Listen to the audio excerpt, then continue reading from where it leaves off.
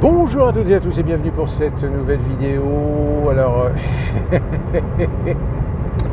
on va commencer avec un truc qui est génial. Ah, j'adore. En France, actuellement, vous avez un sénateur, monsieur Malunet, je crois. Malunet ou Malunet.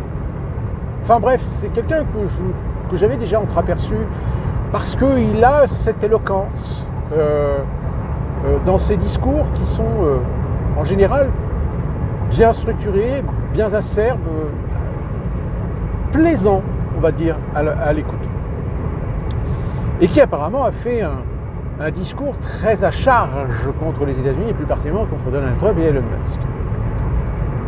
Sauf que actuellement, il y a des médias en France, j'ai vu, qui sont en train de dire oui, Malunet avec son discours est en train de faire le buzz aux États-Unis. Et il passe actuellement sur les plateaux en disant oui, il y a des Américains qui m'envoient des messages de compliments, de soutien.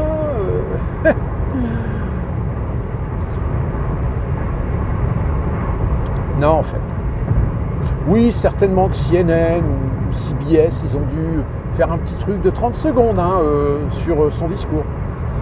Oui, il y a certainement des Américains, mais plus particulièrement des ultra-progressistes urbains, anti-Trump, qui ont dû l'entendre, et encore l'entendre, qui ont dû lire la traduction, sauf que la traduction en anglais est très très loin de rendre honneur à l'usage du mot savant et du verbe.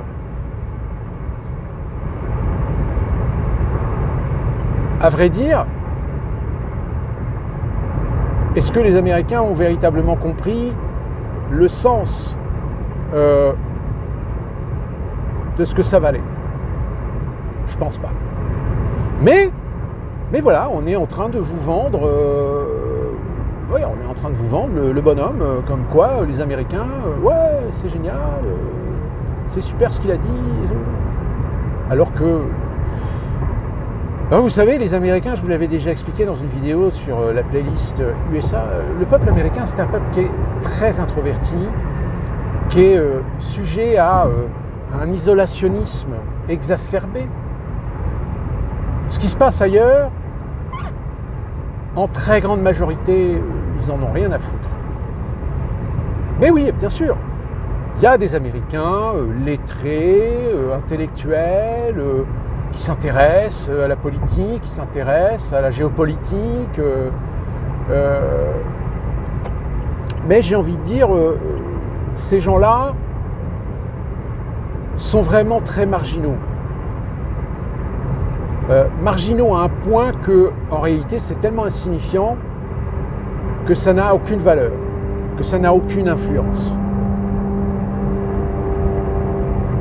J'ai vu passer aussi, je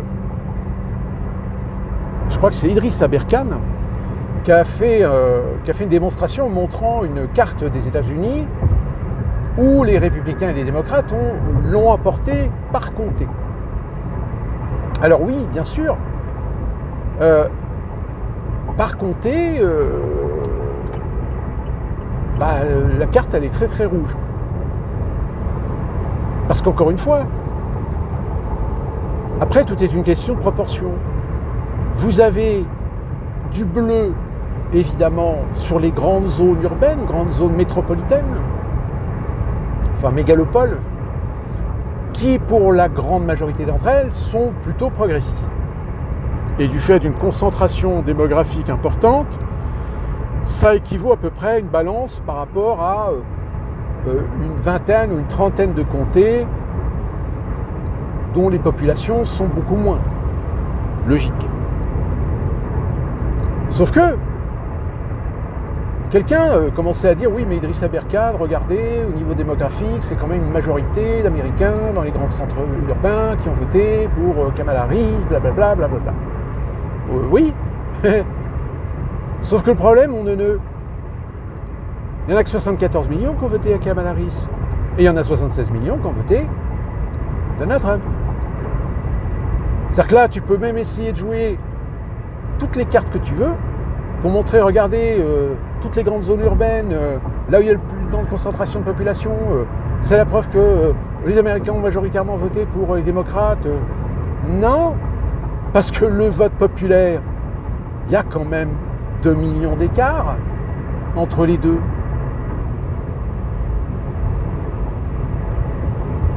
Donc Donald Trump a bien remporté le vote populaire.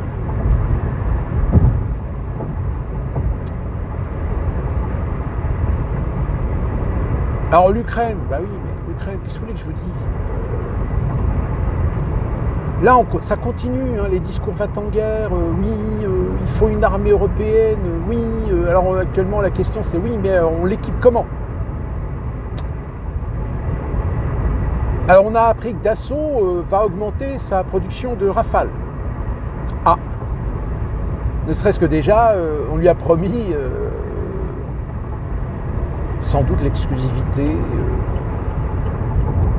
que parmi les 800 milliards que l'Europe va débloquer, peut-être que Dassault a déjà une option. Et on a vendu des Rafales à l'Inde. Ouais, super. Excusez-moi, mais l'Inde, c'est pas un allié de la Russie. L'Inde n'est pas un de ces pays qui fait partie des BRICS.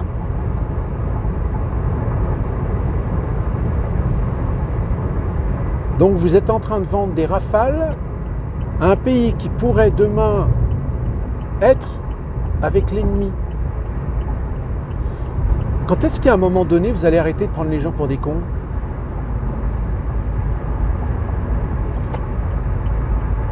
Alors Zelensky, alors c'est génial parce qu'il y a très peu de médias en fait qui ont relayé le fait que Zelensky a remis de l'eau dans son vin vis-à-vis de Trump, vis-à-vis de l'Amérique, vis-à-vis du traité qui doit être négocié là dans quelques jours ou en Arabie Saoudite.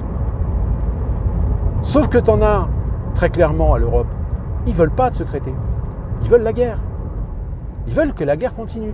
Donc il y en a qui ont eu l'idée d'aller envoyer 300 drones en Russie et faire tomber des bombes, faire tomber des explosions dans la grande agglomération de Moscou.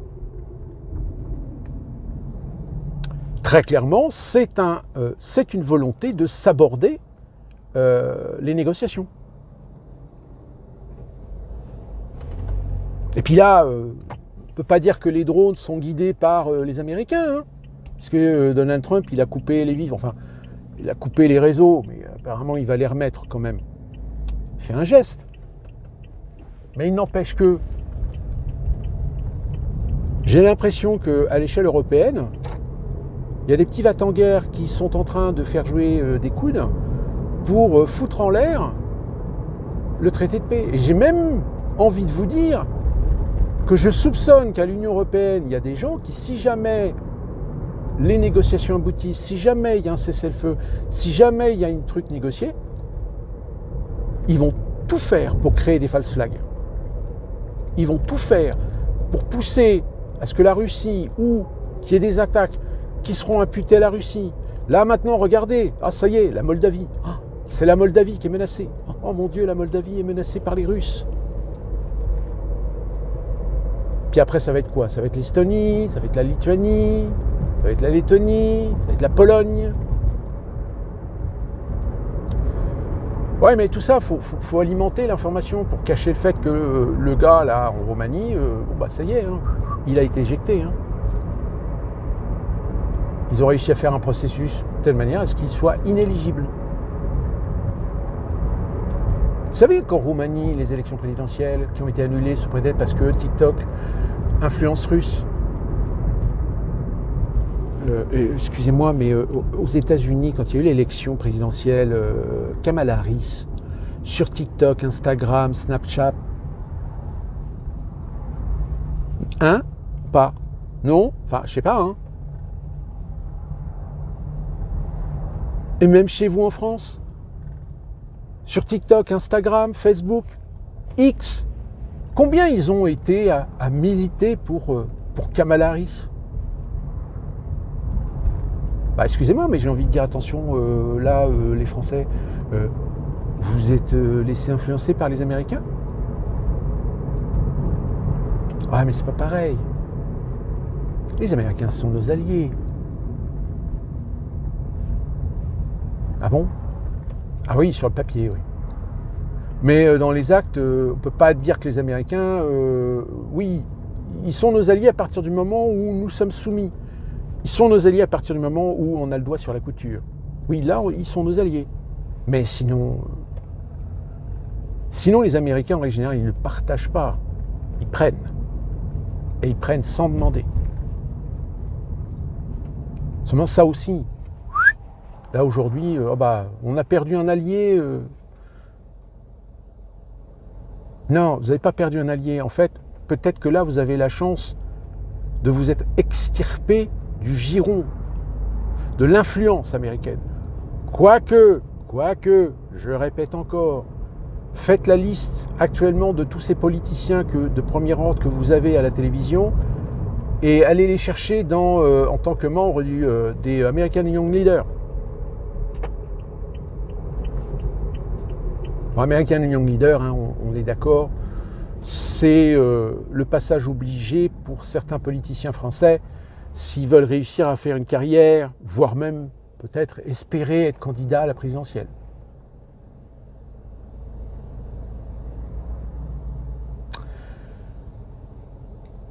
Dupont-Aignan qui s'en prend plein la gueule aussi. Bah oui, mais bon, on dit ouais, mais le mec, qu'est-ce qu'il vaut? Il vaut rien. Bah oui, il vaut rien, mais les républicains aussi, ils valent rien. Les socialistes aussi, ils valent rien.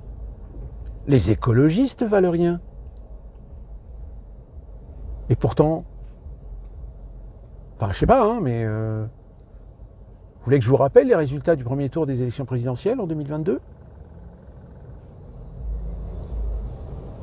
Ce qui a poussé à un moment donné aux législatives de faire cette fameuse alliance. La NUPES.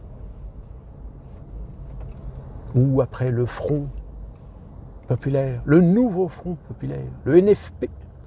Bah oui, parce que du coup, vous ne valez pas grand-chose à l'échelle d'une élection, à l'échelle d'un électorat. Donc il y a un moment donné, si vous voulez, il faut se poser les bonnes questions. Se poser les bonnes questions, c'est est-ce que actuellement, comme je vous l'avais dit dans une précédente vidéo, il n'y a pas un changement de casting pour la mise en place du nouvel ordre mondial? Est-ce qu'il n'y a pas actuellement une fin de cycle? Et du fait d'une fin de cycle, ça veut dire qu'on va changer les acteurs. C'est comme une pièce de théâtre. La pièce de théâtre, elle se joue à 300 représentations, et puis quand 2 ans, ou 3 ans, ou 5 ans après, on la remonte, on change le casting.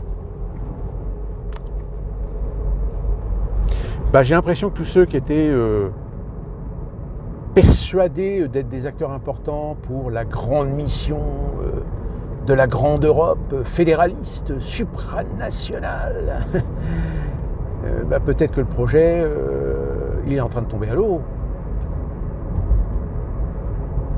D'où la raison pour laquelle vous avez actuellement toutes ces véhémences sur les réseaux sociaux, sur les plateaux télé. Alors, la question c'est, est-ce qu'il faut remettre le service militaire? Oui, parce que si jamais on en arrive à devoir être obligé d'envoyer des hommes en Ukraine, là le problème, on n'a pas le nombre, on n'a pas la capacité. Donc il va falloir recruter. Alors moi j'aime bien les jeunes qu'on interroge dans la rue en disant oui, moi j'aimerais bien, je serais d'accord pour y aller, même si c'est pas dans mes projets. Excusez-moi, mais est-ce que vous imaginez aujourd'hui les moins de 25 ans les envoyer dans un milieu militaire fait d'autorité, de discipline, où l'individuel n'existe pas, uniquement le collectif fonctionne? Mais ils ne tiennent pas une semaine. Je veux dire, les gamins là, d'extrême gauche, Antifa et compagnie, là, qui sont cocoonés, là, vous les envoyez dans un camp militaire, mais ils ne tiennent pas une semaine. Ils pètent les plombs. Ils font des crises de nerfs. Ils font des dépressions nerveuses. Moi, quand j'ai fait mon armée en 92, je peux vous dire que des intellos, bobos, gauchos, on en avait, hein. Mais ils étaient tous mais malades. Ils étaient malades. Ils ne supportaient pas l'autorité militaire.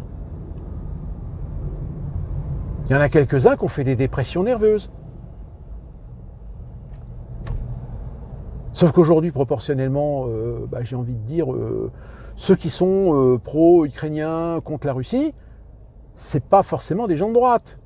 C'est plutôt des gens de gauche. C'est plutôt des générations de gauche. Et c'est cela que vous espérez compter envoyer en Ukraine au cas où. Je dis bien au cas où. Hein.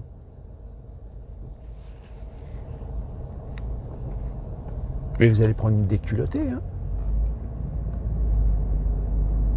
Mais le pire dans l'histoire, c'est que tous ces militaires qui vont sur les plateaux, là, et qui militent sur ce genre de plan, etc., ils le savent très bien. Si tant est que ça ne soit pas des officiers, quand ils sont en tenue, c'est simple, hein, vous voyez les petites barrettes qu'ils ont là. Les barrettes, plus il y a de barrettes, plus ça veut dire que c'est des gens quand même qui ont été au feu, qui ont été dans des opérations. Après, vous regardez où est-ce qu'ils étaient. Hein, le fameux militaire là, qui passe sur LCI en ce moment, il a ses petites barrettes, hein, oui, mais sauf que le mec, il était, je crois, dans les services d'urgence, services de santé. On ne peut pas dire que les services de santé militaires, c'est eux qui sont généralement envoyés au front. On est d'accord ? En plus de ça, faites attention parce que les généraux, colonels, etc., ce sont des gens en général qui sont des scribouillards. C'est-à-dire que ce sont des gens très peu, déjà moi au service militaire, les plus vieux, en effet, c'était des gens qui avaient été au feu, qui avaient fait le Tchad, qui avaient fait le Liban, qui avaient fait le Mali, qui avaient fait... certains avaient fait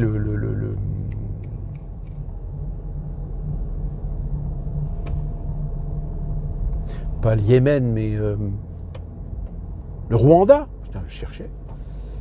J'en avais qui revenaient de Yougoslavie. Je peux vous dire que ces gens-là, c'est pas ceux-là hein, qui, en leur prise âme et conscience, vont aujourd'hui demander à aller en Ukraine. Hein, parce qu'ils savent que de toute façon, le petit livre blanc de Sarkozy, il a quand même fait pas mal de mal à la crédibilité de l'armée. L'armée française, elle s'est reposée sur sa stratégie nucléaire, pour sa défense. Parce que oui, l'armée française, depuis 40 ans, a pris le parti pris d'une armée de défense, et non pas d'une armée d'attaque. Donc si on doit envoyer du monde en Ukraine, je suis désolé, mais l'armée française n'est plus préparée à ce type de combat. Qu'on dit combat conventionnel, oui et non, parce que les nouvelles technologies, hein, on l'a bien vu, hein, ça y va les drones. Hein. Que les mecs qui sont avec les chars, ils sont obligés de mettre des grillages, des protections sur les chars, parce que ça c'est une leçon hein, militaire aujourd'hui qui est très étudiée actuellement aux États-Unis, c'est le fait que on est devant une situation où aujourd'hui le char n'est peut-être plus aussi efficace qu'il ne l'était dans les stratégies de progression d'opérations terrestres. Parce que comme, encore une fois, même si on les a étudiés contre des missiles, aujourd'hui, ils ne sont pas adaptés pour des attaques avec des drones. Donc c'est toute la stratégie même du système qui est à revoir.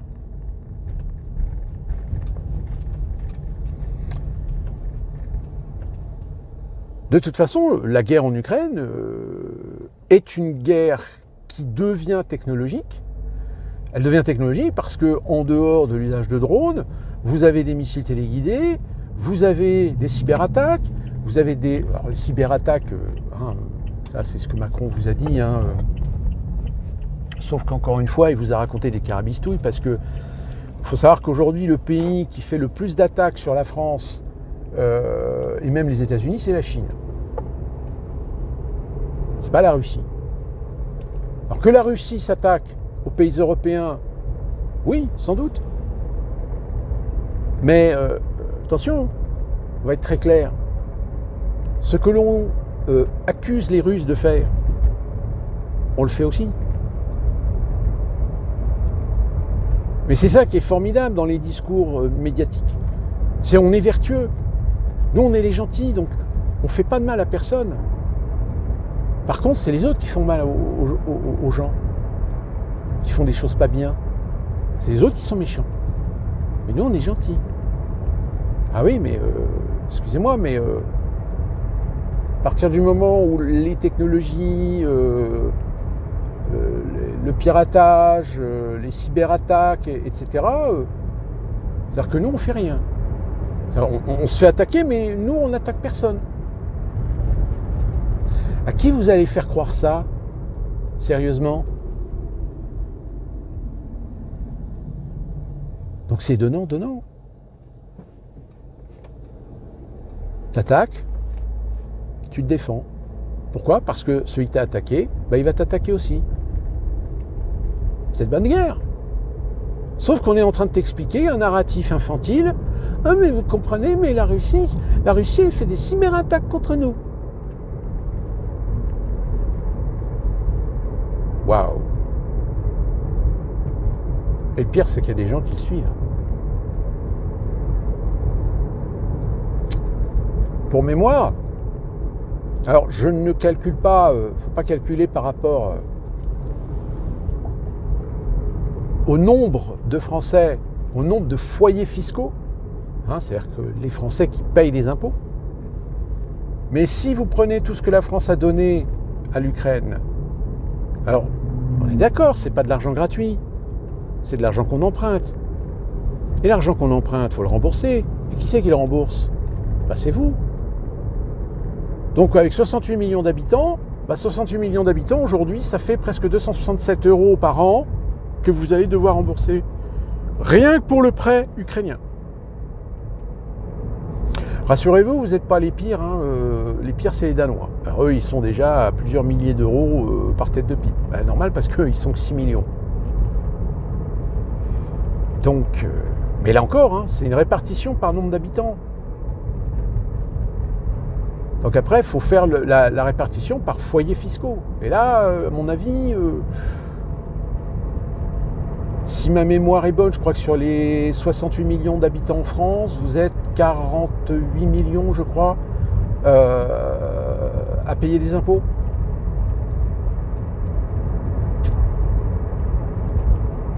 Donc je pense qu'à mon avis, on doit friser les 500 € par an. Ça fait mal, Rien que pour l'Ukraine. Je parle même pas du reste. Je parle même pas des armes qu'on a envoyées, des munitions, des équipements, parce que ça aussi on les a payés auprès des empires militaro-industriels, avec toujours votre argent.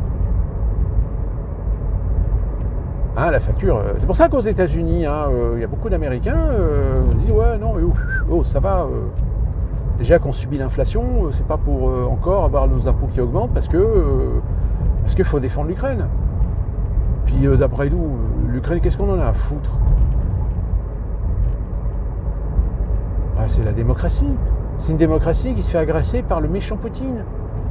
Ouais, enfin bon, Poutine en gros, il a quand même les mêmes objectifs que nous. C'est le nouvel ordre mondial. La seule différence, c'est que lui, il veut un ordre mondial multipolaire. Alors que les Américains, eux, sont les garants de l'installation d'un nouvel ordre mondial unipolaire.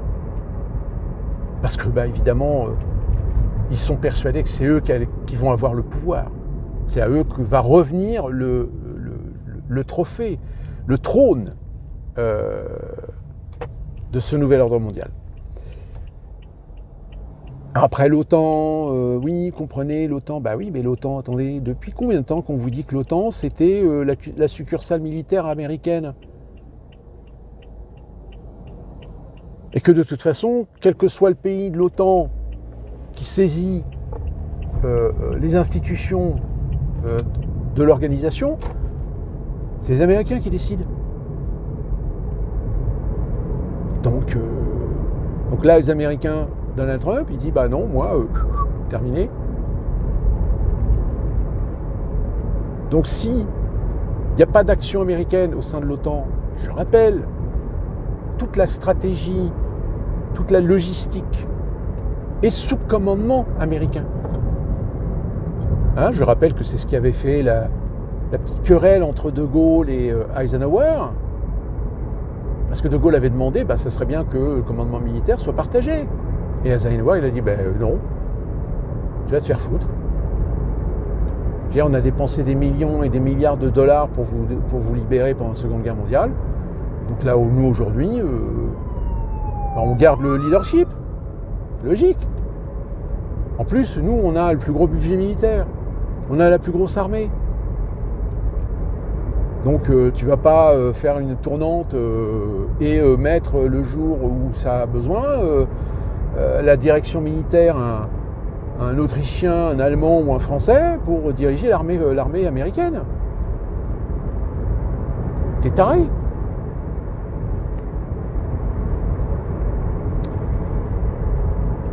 Donc voilà, oui, il y a ça, hein, c'est sûr. Hein, oui, l'Europe, la plupart des pays européens font partie de l'OTAN, donc on s'est dit, c'est bon, pas besoin de développer d'armée, puisque s'il y a besoin, il y a l'OTAN. Ouais. Sauf que le jour où l'OTAN, les Américains, ils sifflent la fin de partie, putain, on est en slip. Vite, il faut qu'on construise notre propre armée, faut qu'on soit indépendant pour notre défense, etc. Ouais. Ouais, sauf que construire une armée européenne, soit vous faites des accords de coalition, c'est-à-dire que en fait, vous faites un transfert de souveraineté, de défense de tous les pays membres à Bruxelles.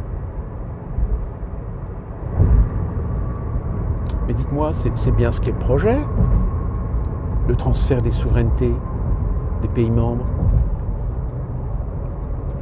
Tiens. Oui. Chaque pays aurait bien évidemment l'autorité sur son armée, mais comme vous êtes dirigé par des traîtres, et que même ceux qui aujourd'hui voudraient se faire valoir d'être des gens souverainistes, patriotes, etc., mais non en fait. Souvenez-vous, hein, Mélanie qui avait été traitée, oui, rendez-vous compte, c'est le retour du fascisme mussolinien. Oui, alors oui, elle fait quelques actions, histoire d'eux, hein, mais sinon on est loin quand même du fascisme pressenti, raconté par certains. Bon, par contre, le Roumain, oui, je vous ai dit, hein, lui, ça y est, dégagé. Hein. Orban, c'est pareil. Hein, la Commission européenne a demandé à ce qu'il y ait une sanction que les... alors, je ne sais plus... subventions, c'est pas des subventions, c'est des aides financières. Les aides financières acquises soient suspendues. Donc parce qu'un pays n'est pas d'accord avec ta politique, tu suspends les subventions. Mais comment on appelle ça déjà ? On n'appelle pas ça de l'autoritarisme.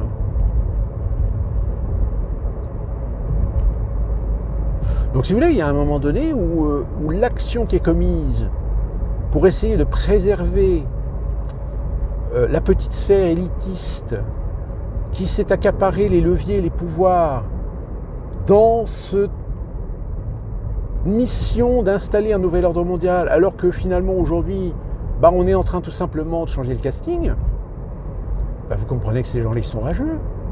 Ils sont tellement rageux qu'ils sont capables de saborder le navire.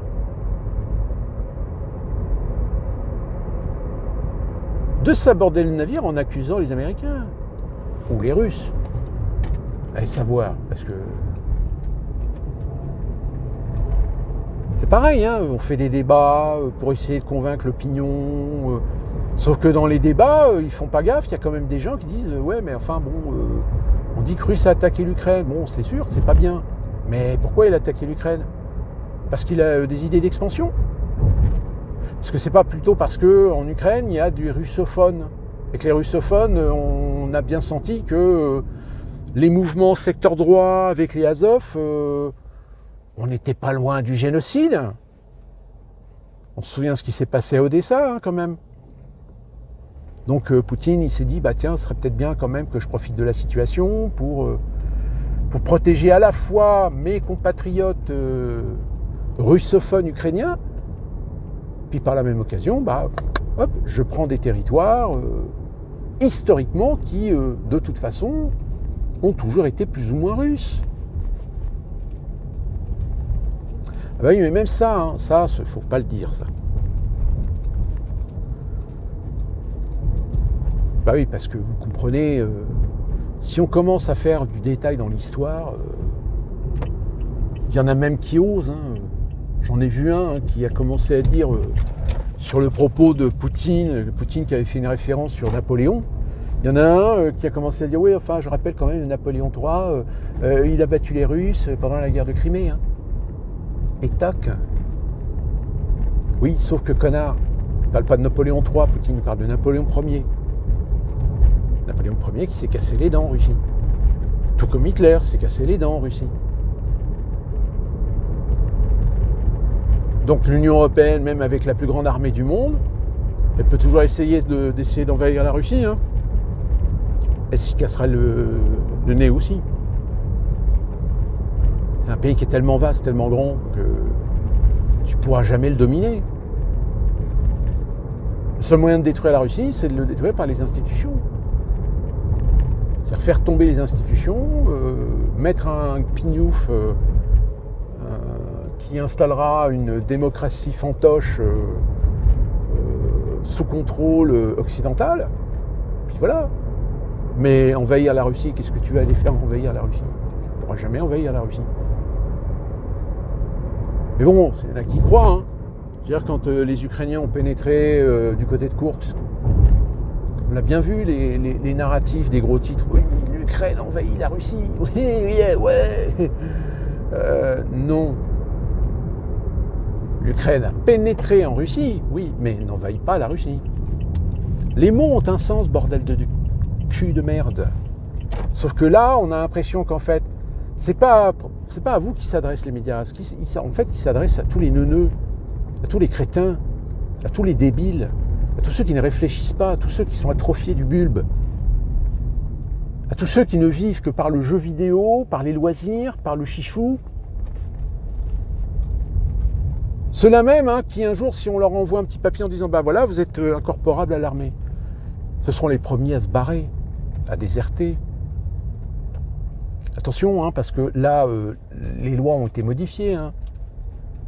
Je rappelle, hein, je vous en ai parlé dans la précédente vidéo, la fameuse loi qui permet de faire de la réquisition de matériel et de personnes. Alors, s'il fait une réquisition et que la personne ne se soumet pas, ben, la personne, si elle est chopée, elle sera considérée comme déserteur. Et si elle est déserteur, ben, désolé, ça sera de la tôle et puis 5 000 € d'amende, je crois. Ah ouais. Hein. En fait, ça rejoint toujours et encore ce que je vous disais, c'est la panique. C'est la panique parce que tous ces gens de la sphère élitiste européenne qui pensaient être les petits toutous de Washington, mais du Washington sous contrôle progressiste, bah évidemment, le jour où Donald Trump reprend le pouvoir, là, plus rien ne va. Plus rien ne va parce que Donald Trump, bah, il a décidé de faire la purge. Il a décidé de changer de braquet. Il a décidé de placer ses pions à lui. Alors je vous rassure, hein, pour toujours le même objectif, mais avec une méthodologie différente. Donc voilà. Ce que je pouvais vous dire sur l'instant, avec les informations que je peux voir actuellement en France, que ce soit sur les plateaux de télé ou par les réseaux sociaux, etc., ouais, c'est la grosse panique, quoi. C'est tellement la grosse panique que ces gens, par haine de voir qu'ils sont en train de perdre leur ascendant sur l'opinion, sont capables aujourd'hui de tout faire. De vous faire des sondages à la mort moins de 2, de vous faire... même limite, ils vont bien trouver le moyen de faire un truc pour vous faire peur. Je sais pas, un faux attentat qu'on va accuser la Russie. Ah, vous voyez, la Russie, hein, elle nous attaque. Comme le Nord Stream, hein, c'est pareil. Hein. Quand le Nord Stream a été saboté, combien ils ont été à dire oui, c'est la faute des Russes, c'est les Russes, c'est Poutine. Sauf qu'aujourd'hui, même les enquêtes faites par des, je sais plus, c'est Norvégiens, Suédois, c'est comme ça, ils le disent. Ils disent non, c'est pas des techniques russes, c'est pas des technologies russes. Oui, mais les Russes, ils pourraient très bien utiliser d'autres technologies pour justement faire croire que c'est aux autres. Non. Non, en fait. Le Nord Stream a bien été fait péter par l'Ukraine avec un soutien américain. Point. Donc voilà. Et encore une fois, je rappelle, dès 91, quand l'Ukraine a eu son indépendance, tout de suite, l'Ukraine a été sujet à des conflits d'influence, aussi bien géopolitiques qu'économiques, avec le gaz. Parce que par l'Ukraine passait le gaz russe qui alimentait l'Europe. Alors vous comprendrez bien que le Qatar, l'Arabie Saoudite, les Américains, eux, ce qu'ils voudraient, c'est assujettir l'Europe, c'est-à-dire mettre la main sur le marché européen et dégager les Russes. Quitte même, mais le problème, c'est que ça coûte plus cher. Comme la Syrie. Hein. La Syrie, vous avez actuellement les chrétiens et les alaouites qui sont en train de se faire massacrer. Ah oui, c'est dommage. Quoique, on n'est pas sûr. Hein. Ah bah oui, là, on n'est pas sûr. Que des chrétiens et des alaouites se fassent massacrer par un régime qu'on a laissé se mettre en place, parce que derrière, on va avoir la satisfaction que ce régime n'acceptera jamais de tirer un pipeline ou un gazoduc à travers son pays et protégera les intérêts des Occidentaux. Jusqu'au jour où ils retourneront leur veste, parce que Allah Akbar. Ah non, mais c'est la grande débandade. Hein. C'est la grande débandade. Sauf que le problème, c'est que ça se voit tellement que là, ils sont en train de mettre des caches-misères partout pour faire peur à l'opinion. Et vas-y, que je te fais des témoignages, et vas-y, que je vais trouver des reportages à faire pour faire pleurer dans les chaumières. Rendez-vous compte, regardez, ça c'est la photo de mon fils, il est mort au front contre les Russes, c'est les Russes qui l'ont tué. C'est la guerre. Hein. Une mère russe peut dire exactement la même chose. Hein.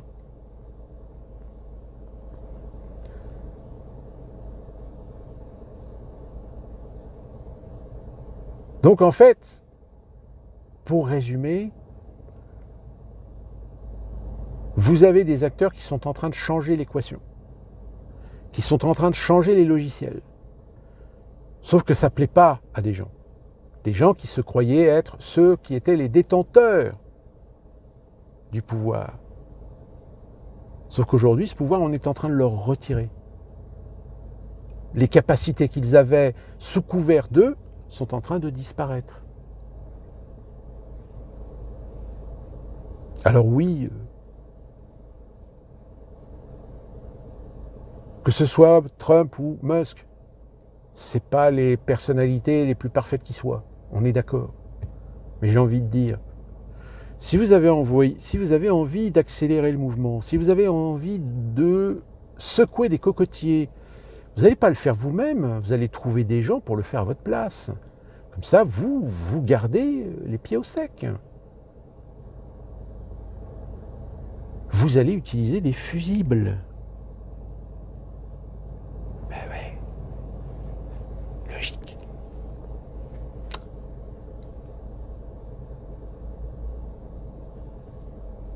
C'est fantastique. Et peut-être que vous faites partie de ces gens qui disent « Putain, si j'avais su que je verrais ce genre de situation de ma vie, si quelqu'un m'avait dit ça, je ne l'aurais pas cru. »